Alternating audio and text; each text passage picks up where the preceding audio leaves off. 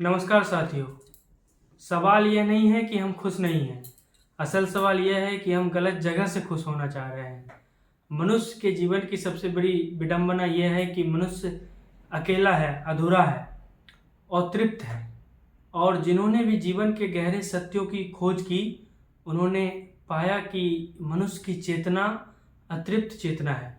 और इसी अतृप्त के कारण, इसी प्यास के कारण हम सदा संग खोजते हैं, साथी खोजते हैं।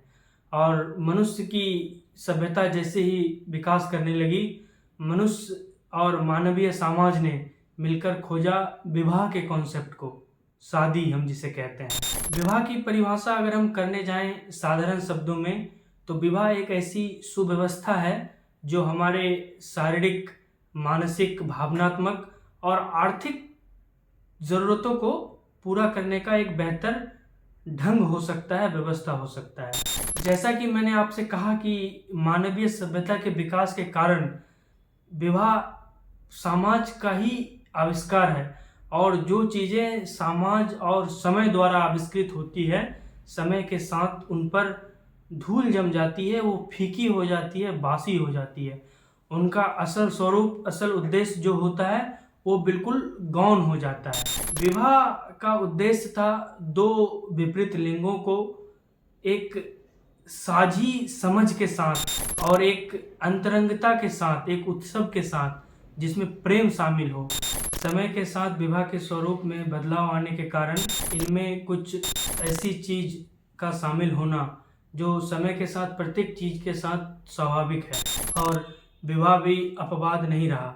विवाह का आध्यात्मिक मूल्य के बारे में अगर हम विचार करें तो चाहे साकार हो या निराकार, दोनों आध्यात्मिक दर्शन की दृष्टि से विवाह महत्वपूर्ण है। एक तरफ जब दो व्यक्तियों के सहज एकाकीपन को हम अंगीकार करते हैं और साथ रहने की प्रेरणा पाते हैं, दूसरी ओर दो आत्माओं के मिलन की भी बात, जो विवाह जिसे हम प्रेम का उत्सव कहते हैं, उसकी भी अवधारणा इसमें शामिल है।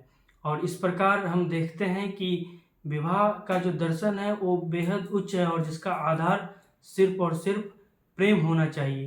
पर वर्तमान समय में विवाह का आधार प्रेम न होकर बहुत सारी ऐसी चीज़ों पर समझौता होने लगा है, जिसके कारण समाज बिल्कुल विकृत हो गई है और विवाह का स्वरूप विषाक्त हो चुका है। यही कुछ ऐसे कारण हैं जिनके कारण युवाओं की भी विवाह के प्रति अरुचि होने लगी है। इस अरुचि का कारण है कि जो पीढ़ी जिन्होंने विवाह कर लिया, उनके अनुभव, उनके जीवन के कलह, और जो विवाह जितना सुंदर हमें बताया गया है बचपन से, वैसा कुछ हमारे सामने प्रतिफल आता प्रतीत नहीं होता। इसी कारण युवाओं के मन में भी इसके प्रति रोष ही है।